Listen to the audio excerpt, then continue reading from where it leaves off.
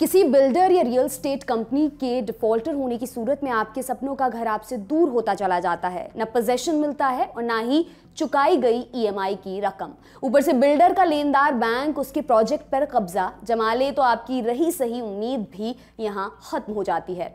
ऐसे हालात से गुजरने वाले लाखों होम बायर्स को अब सुप्रीम कोर्ट ने एक बड़ी राहत दी है। सुप्रीम कोर्ट ने बैंकों के हित पर घर खरीदारों के हितों को तरजीह देते हुए कहा है कि अगर रियल एस्टेट कंपनी बैंक का लोन चुकाने और पोजेशन देने में नाकाम रहती है तो पहली प्राथमिकता घर खरीदारों के हित सुनिश्चित करने की होनी चाहिए। यानी डिफॉल्टर बिल्डर के प्रोजेक्ट पर अकेले बैंक कब्जा करके नहीं बैठ सकते और ना ही सिक्योर्ड क्रेडिटर के तौर पर बिल्डर की संपत्तियों को बेचकर देय राशि की वसूली कर सकते हैं।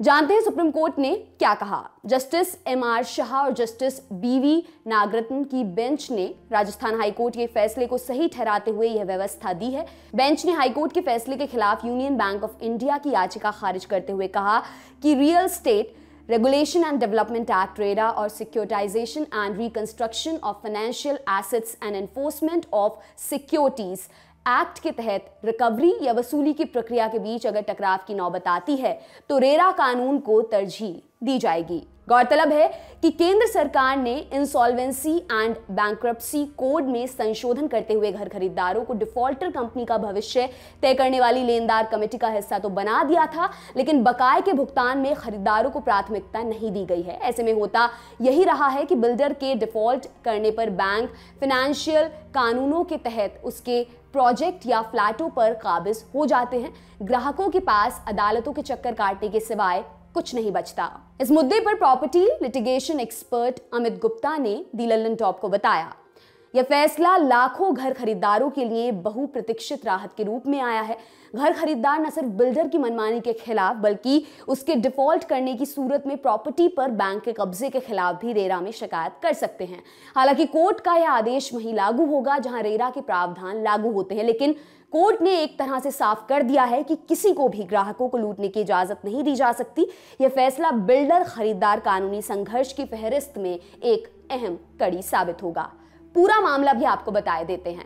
राजस्थान रेरा ने एक अधूरे प्रोजेक्ट और डिफॉल्ट के मामले में बैंक नीलामी की प्रक्रिया को रद्द कर दिया था और कहा था कि प्रोजेक्ट का पोजेशन रेरा को मिलेगा। यूनियन बैंक ऑफ इंडिया ने इसके खिलाफ हाईकोर्ट का दरवाजा खटखटाया। बैंक का कहना था कि वह रेरा के दायरे में नहीं आता, रेरा उसकी रिकवरी की प्रक्रिया को रोक नहीं सकता।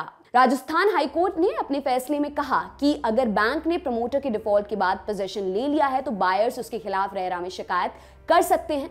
अब सुप्रीम कोर्ट ने राजस्थान हाईकोर्ट के उसी फैसले पर पूर्ण सहमति जताई है। हालांकि शीर्ष अदालत ने यह भी कहा है कि हाईकोर्ट का आदेश उन्हीं मामलों में लागू होगा जहां घर खरीदारों की शिकायत पर रेरा में उनके हितों की रक्षा के लिए कार्रवाई शुरू की गई हो। कोर्ट ने केंद्र सरकार को यह निर्देश भी दिया है कि वह 2 महीने के भीतर बताए कि 2016 में रेरा कानून लागू होने के बाद से राज्यों ने क्या-क्या नियम बनाए हैं। वीडियो खत्म करने से पहले आपको एक और जरूरी सूचना बता देते हैं। 16 फरवरी से फिर शुरू हो रही है क्रिप्टो करेंसी की क्लास। मतलब एक नया पैसा सीजन 2, आपके तमाम सवालों के जवाब, चिंताओं का निदान और शंकाओं का समाधान एक ही जगह पर।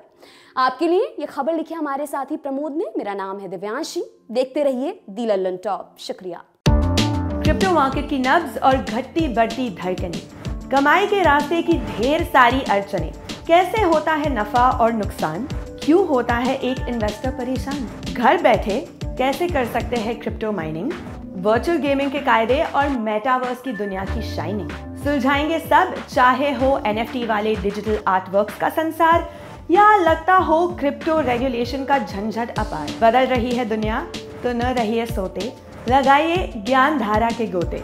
फिर एक बार क्रिप्टो करेंसी की क्लास शानदार, एक नया पैसा सीजन 2, 16 फरवरी से हर बुधवार और रविवार दोपहर 12 बजे।